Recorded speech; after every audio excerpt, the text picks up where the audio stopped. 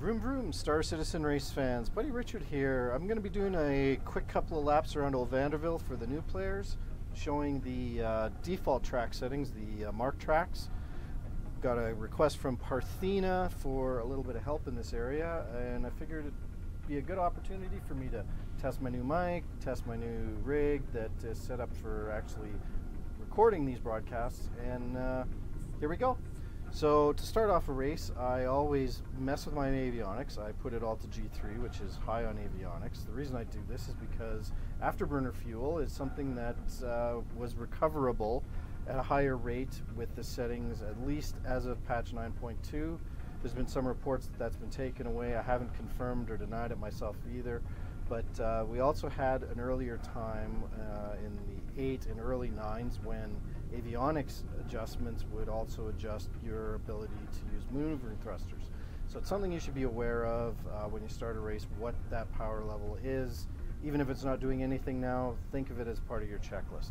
Also on my checklist is G-Safe off, comm stab on. That's how I always race. I very rarely turn comm stab off, and I most certainly do not turn G-Safe on when I'm going around the track. So let's take this out for a spin. I'm in a M50 right now. We're going to do a slow lap at less than full speed to just get a view of the track as it is marked out with the default markers. 1, go. Okay, so I think 210 is probably a good speed. I think that's about the where you're going to be if you're in an Aurora, between that and the 300i. So there's your first turn. You're going to go in here. Now you're going to want to go around this billboard and line up this way. Okay. Now you saw me rolling there. Some of that is automatic, done annoyingly enough by the flight control. Some of it you want to do yourself. You have a lot more tolerance for black and red out in the yaw direction, but you can faint, which is really annoying. So this is kind of a little off track, but is definitely along the marked route.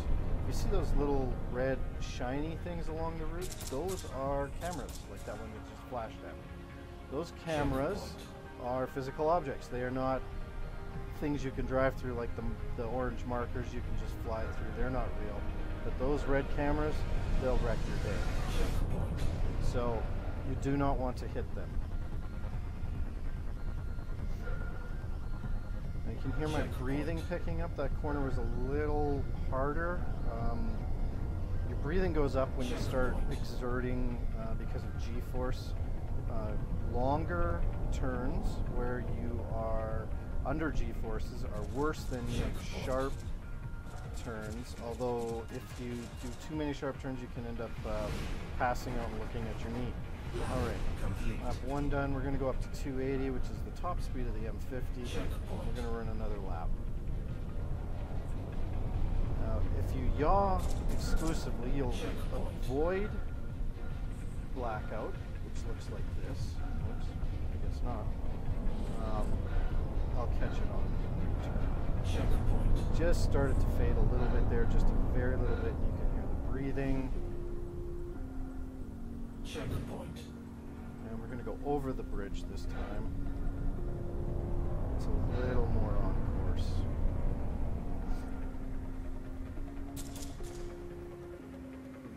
Checkpoint. Okay, so this one here, I'll do a bit of a yank to blackout. Oh, maybe not. Oh, there it is, just a little bit more breathing. Oh, there it goes. So if you roll and reverse, it'll clear up just like that.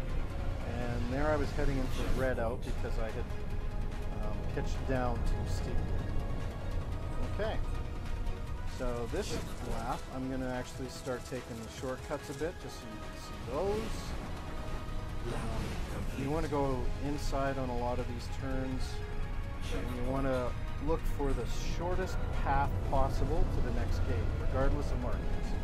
You want to hit your afterburners when you make a turn, before the turn, so that all your engines are hot when you're doing it, and that gives you the sharpest turn possible. You want to watch where you want to drive and not the obstacles you're driving around. Look at the obstacles you're driving around, you will invariably start driving towards and into those obstacles.